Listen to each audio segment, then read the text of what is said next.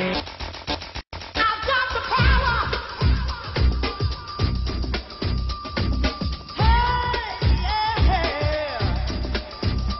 Like the turn of the whip, I snap attack, bust the back, in this thing called rap. If you guys are enjoying the content that I'm producing, then please like the video. Also, subscribe to the channel if you have not. Also, if you do not want to miss out on a single video that I ever put out, then hit the notification bell and become part of the MSK Notification Squad. Now, onwards to the video.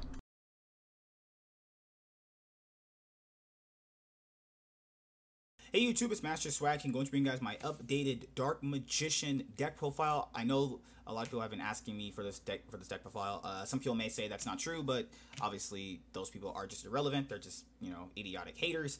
But yeah, I wanted to update this deck for a while because I played some new stuff in it. I used to play the rank 4s and stuff like that. I tried a bunch of Dark Magician builds out. I still want to do the whole Wind Witch thing when I actually get a hold of them. That seems like a pretty cool idea. I just like always changing the deck up and trying different things out. So when you see my profiles, I like to change things up and try things differently. I was playing the rank 4 engine for a while.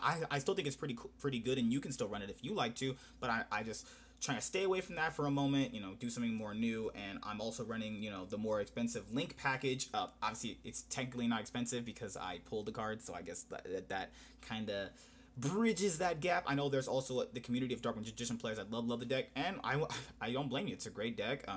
For, you know, casual play, I would not take this deck to a regional, you know, but I'd rather play something more meta that's going to give me a higher chance of winning at a higher level event. But this could bring, you know, catching people off guard and stuff like that. So yeah, no side deck. You know, decide for whatever is at your local area and stuff like that, and that'll pretty much work out for you.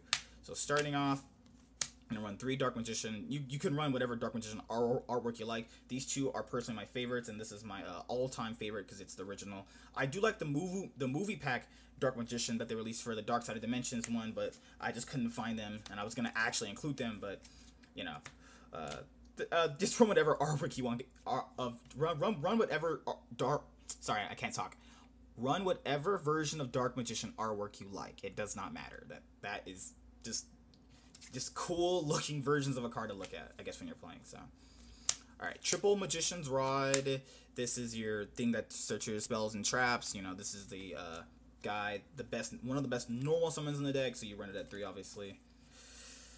Double Magician of Dark Illusion. I know people have cut it to 1 actually. I prefer 2 because it gives you another body on board. It helps with the whole rank 7 thing. I'm not running Gaga Magician at the moment, so this also helps with that, you know, with doing certain XYZ plays and stuff like that. Then I am going to be running 3 Apprentice Illusion Magician. You know, this is all standard stuff pretty much right here from here on out. This card is just amazing. Honest, buffs them up, and it's a great card in general. 1 Magician of Prophecy. I decided to cut it to 1. I didn't feel like I needed to. 2 felt cloggy. If you want to play 2, that's fine. I just only thought 1 was fine. So that's the monster count right there. Triple Magician Circle. This is the card this is your duality. Grabs anything you want. This is the best card. This is the best spell card in the entire deck.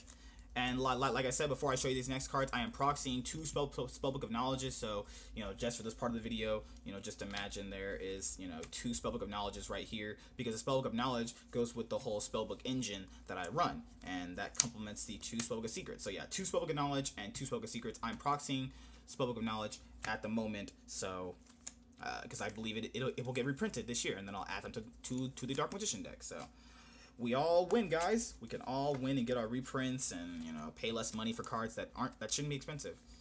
Double Eye of Timaeus. I know people have cut this to 1. Some people play it at 3. I'm kind of indifferent about it. I like 2. I feel like 2 is the most optimal number that you'd want to run, because you don't want to see it every single, like, it's really odd. This is the power play card of the deck, but you can't search it, so it's like you would just run other things in general. And then if you play 1, you're never going to see it. If you play 3, that's too much, and this is just the right number. Eventually, I'll have secrets, but this gets you to the best card in the deck, which is obviously Dark Magician, the Dragon Knight. So I don't see why you would not run it or play a good even amount of it. A new thing I'm trying out is 2 Secret Villages of Spellcasters. So for those of you who don't know what this does, obviously, and if my camera can't focus on it, then I'll just read it for you. Sorry about that. The computer cut out. So it basically says if you control a spellcaster monster and your opponent does not, your opponent cannot activate spell cards. If you control no spellcaster monsters, you can activate spell cards. So basically, that last clause will not apply to you because every single monster in here is a spellcaster. So basically, if you're playing the good the good Dark Magician control game, you got your circle up, you have your Eternal Soul going, you have your Dark Magician on board. You slap on this, your opponent ain't playing spells. And I don't know about you, but I would not like to deal with Sky Striker spell cards or anything, of diagrams and it's just stuff like that. This card comes in super, super hard, and even if you like go first against like pendulums, you don't know it, and you play this, they kind of auto lose because they can't play their pendulum cards. So there you go, two secret villages of spellcasters, and then on these are all going to be one-ofs. So Dark Magician Vale is pretty much like a Monster Reborn, but I play this I just love playing this card because basically you can bring out a Dark Magician and either put it in, you spell someone from your hand or graveyard. So if you have a bad hand and you don't draw anything to put Dark Magician on the board, this can help you out for the cost of 1,000 life points. And if it's something in the graveyard you need to use it for a XYZ play, then you can use that for an XYZ play too. So it's a really clutch card. I used to actually put this card at multiples, but I just decided just to play it at one now because Monster Reborn obviously came back. Dark Magic Attack, just Heavy Storm just blows up everything. Illusion Magician Magic, Dark Magic Inheritance. This adds Dark Magicians. And for those of you who don't know what this is, because I know there's people who don't. Banish 2 spell cards from your graveyard. Add one spell/trap card from your deck to your hand that specifically lists Dark Magician or Dark Magician Girl in the text, except Dark Magic Inheritance. You can only activate one inheritance per turn. So basically, you take away a spell to add a Magician spell card back to your hand. You could grab Dark Magic Attack. You could grab, what was it? They said you can't grab this, but you can grab this. This card has its uses. So it's at $1.5 until they reprinted it. I think I paid like $5 for this. I don't even remember at this point. But yeah, those are just the one-ofs. Or if you don't have any circles on board, you can bring back a circle. So cards that help the deck a lot. So I chose to one Upstart Goblin, one Monster Reborn. Shoutouts to Battles of Legends, Relentless Revenge for reprinting this card. And then you have Regeki. Alright, so I'll explain it. It should be self-explanatory, but I will explain it because some people will ask me to.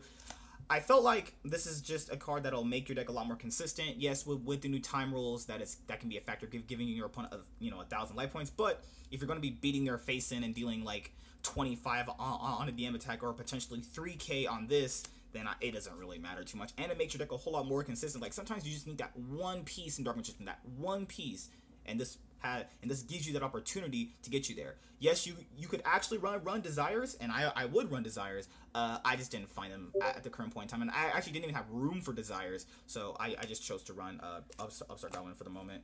Monster Reborn, it just Reborn. I don't think it needs an explanation. A rogue deck like Dark Magician needs Regeki because you need to blow up your opponent's board. I don't really see why you wouldn't run Regeki in any of your actual rogue decks. That doesn't even make remote sense. But yeah, Regeki should be a staple in this deck. Anyways, like at a certain point, you need to play this card. All right, Eternal Soul, triple. Some people have actually cut this card to 2. I have no clue why you would do that. This is the card that makes the deck a thing. You know what I mean? Like, sure, Dark Magician Circle, Dark Magician itself are fantastic cards, and Dark Magician Knight, great card. But this is what gets you there. This is what is that oomph. You know what I mean? Like, this is that card. When I don't open this, I'm like crap. And then when I don't open Circle, I'm like mega crap. Or in Yu-Gi-Oh senses, I wouldn't be saying crap when I said those words. But this is just a great card. You bring back Dark Magician out of your graveyard. From your hand or graveyard, you can add Dark Magician spell cards. Just Dark Magic Attack, 1,000 Knives. I actually used to play 1,000 Knives. I don't see why I actually don't run it now. I just don't have the room. It's actually not a bad card. You can... so basically, you mainly use this to bring Dark Magician out of your hand and graveyard and grab Dark Magic Attack, right? So the reason why I ran 1,000 Knives is because I have another option I can go into, just broadening my horizons when playing my rogue deck. You know what I mean? You want to have the most options that you can, and Eternal Soul definitely gives you that option. Oh, I love this card so much. Like, look how beautiful that is. He's just in there, and he's just... Ugh. Alright, so triple Magician Navigation, Spell Negator, Special Summons Dark Magician from your hand. You know what I mean? Like, it's just a great card in general. Your opponent activates an evenly matched. You can use this to negate it. I think that's the most best thing I've ever did with the card. I did a lot of cool spell negation. You can negate, like, Desires. you know, evenly matched and stuff like that. It's just like one of the more it's like the best trap card in the entire deck. And then no, wait. I think I messed up. You messed the card. Target one face up. Sorry. Whatever I just said, just brain farted all. Target one face up spell and trap card. You know what I mean, stuff like that. But yeah, overall, this is a great card in general. Just whatever I said about spell negation and stuff like that, just blank it out. Just you run 3 of these. Just I made a goof. So at 9:39 in the video, don't listen to half of what I said. Literally just play through that. That's it. Don't listen to what I said. Do not listen to what I said. Good lord.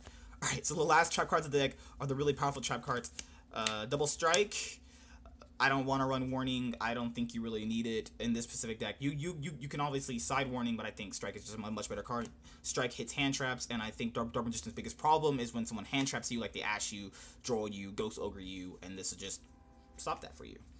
Last 2 powerful trap cards that are limited are Eradicator, Epidemic Virus. So for those of you who don't know what this does, because you probably don't, it's probably a very older trap card than you were actually born for that time period.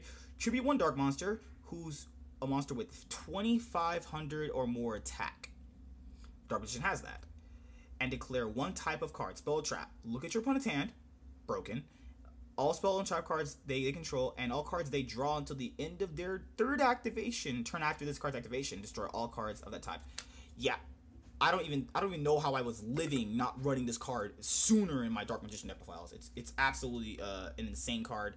The fact that you can bring your Dark Magician out so easily and use this is insane. The only downside is that 1, and then Skill Drain. Most of the time you're playing Dark Magician beat down, so Skill Drain is just the best card for it. The card shuts down a lot of the meta decks. But yeah, forget what I said at about Magician Navigation. Just play 3 Navigation. I'm actually sorry about that. Alright, so that's the main deck. I think 41 cards, and I think 40. I don't remember at this point. Extra deck, double Dark Magician, the Dragon Knight. This is just, you know, all this kind of standard stuff. This is all stuff you can just choose to replace and stuff like that. A lot of people just basically play whatever they want in Dark Magician. It's a free for all. You know, some people go for like the whole rank 7. Some people go for all, you know, the whole link based stuff. You know, it's all whatever you want to do. Ebon Illusion Magician, Ebon High Magician. Sorry, let me move all these upwards for you guys. Big Eye, Red Eyes Flare. This is for the Apprentice Illusion Magician. I don't see why I did that right there, because I have a rank 7 right here. Tomahawk is for our link plays. You can switch one of these cards out for a Mecha Phantom Beast Draco Sack, which is what I was thinking about, because, you know, you can make a Draco Sack, make tokens, and go make a link play. I know some people also run Link Spider. I just couldn't find Link Spider at the moment, and I didn't really. I had a lot of success with it. I just could not find Link Spider at the moment. So if you want to cut anything for a Link Spider for what I'm about to show you, because this helps you make links, then go ahead for that. And then Absolute and Vortex. And then right after that, here are our Link monsters: Saryuja, Underclock Taker, and Proxy Dragon. And then here's all your tokens you run for the Tomahawk. So yeah, that is my updated Dark Magician deck profile, guys. I hope you guys really did enjoy the video. Like, comment, subscribe. Most of all, enjoy. Like you said, you can play whatever you want. You can play Topologic Bomber Dragon in your Link deck. I'll slide in my Link Spider probably after this, after I figure out something I need to cut. And yeah, that's pretty much it. This is a fun deck. If you want to take it to a regionals, definitely play meta cards in it, like Ashes, Evenlies, you know, just the meta engine you need to run, Droll and Lockbirds, you know, stuff like that. But this is just what I'm running right now. This is what I would run at the locals, just to have a little bit of fun. I wouldn't care if I go like 0-4. It doesn't really matter to me. I don't care. I'm not playing a meta deck. This is not a meta deck. And then you just go in and just have some fun. So yeah, I hope you guys enjoyed the video. Like, comment, subscribe. Most of all, enjoy. Support the channel on Patreon and PayPal if you want to support me directly. And then I'll see you guys in my next video. Peace out. You guys have a great day. Bye.